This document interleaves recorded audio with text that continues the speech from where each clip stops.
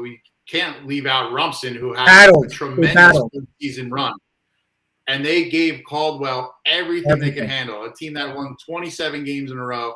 And I'm sure, it was a really tough one to swallow for the Bulldogs, given they drove down there right at the end in the final minutes, and they were inside the 10-yard line before penalties. But they were knocking on the doorstep, down by 4 to potentially win a Group 2 title. So it was a really frustrating and tough ending for them, but still an incredible run. And not only that, given that their quarterback, Owen O'Toole's a sophomore, went over 2,000 yards passing already, and some of the other, Rigby back as a receiver, a lot of other top guys, all coming back. I mean, Rumson's they made the state finals 8 or 9 years in a row. You're talking they could win 2-3 more, they might win 2-3 more sections in a row, given they already are the sectional champ going into next season, and they have a big chunk of that team coming back. And that's an incredibly deep program where there's always more talent on the way to fill in for the guys in graduation. But Jeremy Schulte did a great job. And they'll always have that Raritan game, right? I mean, you're down by 17 points going into the fourth quarter of a state sectional final on the road, and you pull it out in incredible fashion. I mean, that's still really something. It's still a great season to remember. Credit to Rumson. Every year is a different year.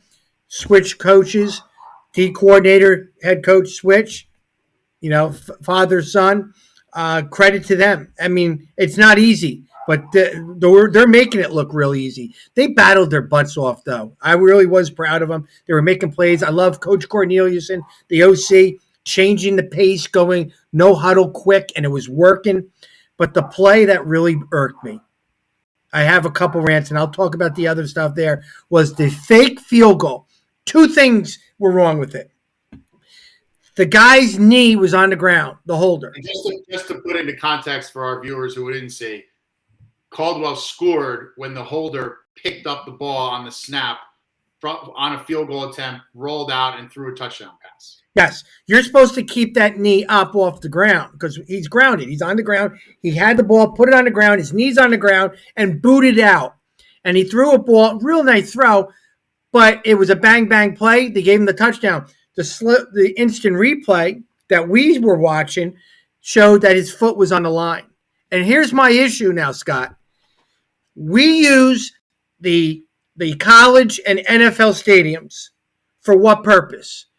For the kids, they say. It's the kids. They want to go there. Everybody else doesn't like going there. Everybody else doesn't like going to Rutgers or MetLife. Why? How about money? It's like going to a junior prom, spending $60, $15 parking, $15 ticket. You want to get a hamburger and a Coke, you better get another job because there's another 15 right there. And we're doing all this, but why can't we have instant replay? If you're using those facilities, make it special, have instant replay, because that would have been caught in that game. And I think it makes it even crazier that, when you're at the stadium in Rutgers, they're showing the instant replay up on the Jumbotron. So it's like they're showing the fans, okay, this play should have probably been overturned, but they're not actually doing anything about it. It's like, here you go. They just scored, and you're screaming about, wait a second, like his knee was down or his foot was out, but we're not actually overturning the play. But we have Huddle Sideline, which you're allowed to watch videos from the sideline. Everybody saw it, and everybody was freeze framing it. And you showed the guy's foot was on the line, which should have been no go. Rumson wins the championship. That's hard to swallow. That is hard to swallow. And that's my beef with playing at Rutgers and MetLife is if we're going to go there, then go all in and have the instant replay if it's for the kids. You know what I think it is? I don't think the officials were very because they messed it up last year with the instant replay. They were not updated with it. Well, then that's them. That's them. But they should have had it. They should have had it. And that was just some of the gripes I heard parents talking about the price and all that. I don't know how they made money. 1,500 people. There wasn't a lot of people at the games. They were all watching it on TV. Yeah, that's what I think. The other thing is, there's a free live stream of every game. Yeah. So there's a lot of people that I'm sure are like, well, why should I get up off my couch when I can just put this on my phone on Sunday? I'm like, why go? Yeah. Especially at this time of year where it's 30 degrees out And you're going, well, the difference between driving an hour and sitting there in 30 degrees or, putting a college game on or an NFL game on a Sunday and sitting there and watching it on my phone while I'm watching the NFL game. I mean, that you're going to lose, I think, some people but that way, because in other words, the thought was that when you had these group finals, it maybe wouldn't just be the fans of the school. You get some casual fans who just, hey, this is a great matchup. I'm a high school football fan. I'm going to go up there. I think I get where they're coming from sometimes with the big time stadiums, MetLife and Rutgers, for the players, because they like to run through the tunnel that the pros run through and the college runs through, and get to use all their amenities in the locker room and all that, and see where those teams play. I understand that. I think from an aesthetics, though, when you're looking at the crowd, it's like the stadium is barren and there's this tiny little group of people off in the, one little squib of people on one side and one on the other. Yeah. It's not loud. It doesn't feel like a state championship a lot of times. It feels like a scrimmage or something. Whereas years ago when they did it at College in New Jersey and Kane and places like that, the stands would be full and would be rocking late in the game. You'd feel like, oh, the stakes are high. This is like a big game.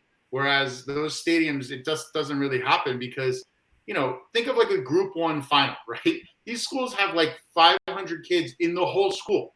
So if literally everyone came, every single student came from the whole school, from both schools, that's only like 1,000 people in like a 60,000 seat stadium. Yeah. So it just doesn't really come off like a great atmosphere. But maybe the players don't care and they care more about playing in a big time college or pro stadium. I don't know. Scott, I've learned in the media, and you've been in it longer than I have, that it goes in peaks.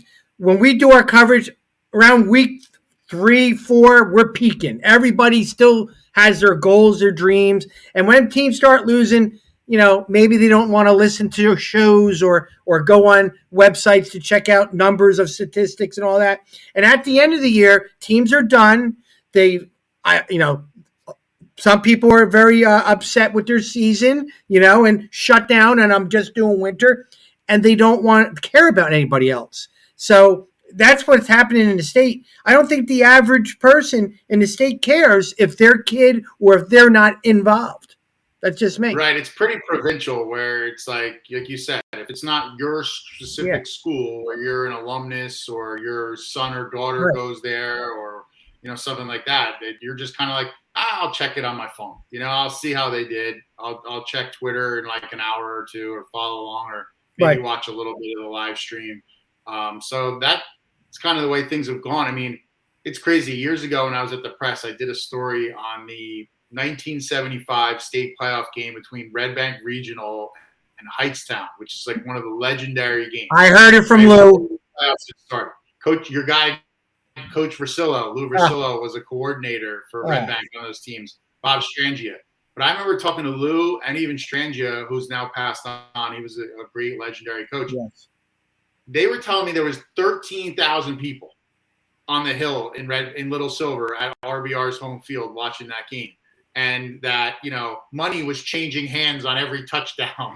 And, people, it was just like beyond a town-wide event where, the thought of even having 13,000 people at a football game, I think the biggest I ever covered was in the early 2000s, Toms River South played Toms River North in their rivalry game, and they were both like 8-0 at the same time. And I think that had maybe 9,000, and that was a monstrous crowd for the time. But you just don't really see that level of crowd participation anymore. No, in high school sports, you really don't see that. People kind of do their own thing. School spirits aren't as high, I believe, as an average across the board because there's other distractions in life. There is. But again, back in 1975, you couldn't go on your phone and get immediate updates and see the highlight of the kid who ran into the touchdown 30 seconds ago. You had to go to the game if you wanted to, see it for yourself. You could always read the newspaper the next day. But yeah, I think everything's so instant. It's tough to draw.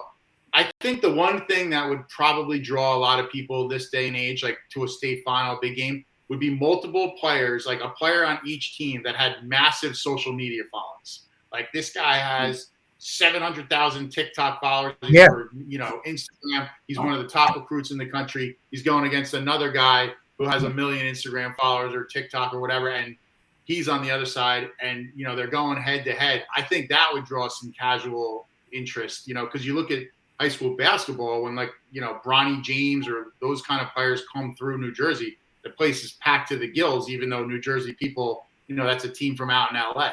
So I think that's kind of what brings in an audience these days is you would need a transcendent level guy where it's like, hey, this guy's the number one recruit in the country at his position or maybe overall, and I just want to go see him play, but average player. Again, still need tons of these schools, and I'm still glad they did it.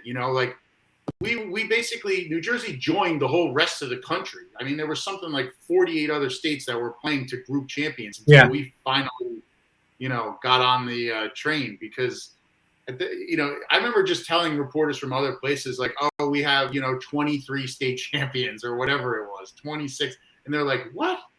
So I'm glad. And you see things like, Delsey the whole year was considered like one of the top public school teams and was unstoppable.